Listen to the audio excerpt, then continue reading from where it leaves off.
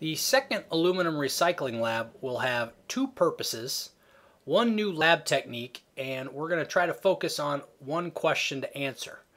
Now, the first purpose is once again to take a piece of scrap aluminum metal and recycle it into a new aluminum compound. The second purpose is to deduce what that new aluminum compound is.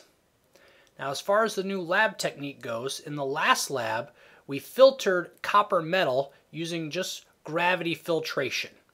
Well, this time we're going to filter our new aluminum compound using vacuum filtration. You will see it's much faster. And the big question we're going to try to answer here is this method. Is it a good method for recycling aluminum as opposed to just melting it down and reforming it? Before we go into the lab, there are a variety of materials in the middle of the room that you will use, including the potassium hydroxide, sulfuric acid, and ethyl alcohol.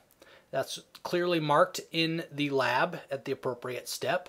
You'll also find the aluminum foil you're going to use, the beaker you are going to use, and filter paper and labels for later on in the lab. So if it's not in your tray, it's probably in the middle of the room. Step 12 of the procedure, you have to take your 250 milliliter beaker to an ice bath on the edge of the lab counter. Well, you need to continuously stir your solution in this ice bath by mixing around the beaker in the ice bath and maybe mixing around with the stirring rod a little bit as well until you get to a temperature of about 7 degrees Celsius. Step 15 is the new lab technique you are going to do. It is vacuum filtration. These apparati are also located at the end of each lab bench you will have to share. The filter paper is in the middle of the room. You're going to get a piece of that filter paper. You're going to get it wet with some tap water, and then you're going to put it into the funnel of the apparatus and make sure all the little holes that you see in the funnel are covered by that filter paper. Next, you're going to take your 250 milliliter beaker, swirl the contents around, and pour some of the contents into the funnel, and then you repeat that process until you have everything into the funnel. Once the water has been pulled through the vacuum filtration apparatus, you will be able to shut off the faucet and then remove the solid from the filter paper onto a watch glass using your spatula. Finally, to clean the test tubes at the end of the lab, you're going to first rinse them out with water, and you're going to put about 2 or 3 squirts of glass cleaner into the test tubes, and then use the test tube brush to brush out the test tubes. Rinse them again with water, and put them back in the test tube rack for the next class. One last thing before you get into the lab. On page 6, you have a list of possible chemicals that you may have created in the lab, and there's a bunch of other properties listed for them as well. One of those properties is the color, and we need to take a moment to describe the difference between colorless and white in chemistry class.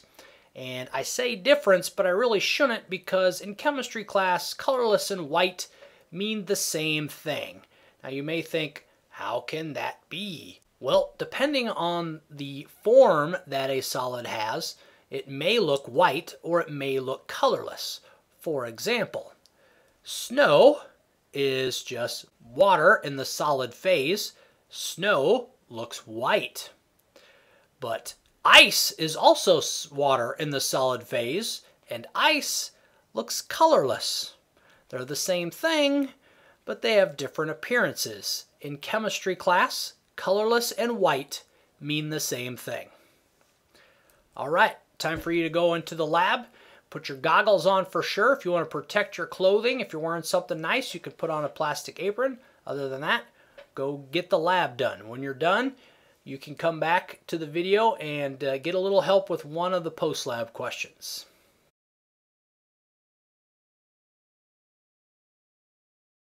Before moving on with the video, please make sure you've tried to answer the post-lab questions on your own before looking at this. Okay, we're only going to look at the one question, which is, what is the white substance that you made?